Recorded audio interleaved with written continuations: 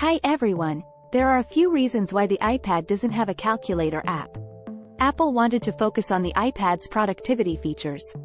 When the iPad was first released, Apple wanted to focus on its productivity features, such as its ability to run full-sized versions of Mac apps. They felt that a calculator app wasn't essential for productivity and that users could use Siri or other apps to perform calculations. There are already plenty of great calculator apps in the App Store. There are already a number of great calculator apps available in the App Store, so Apple may have felt that there wasn't a need to create their own.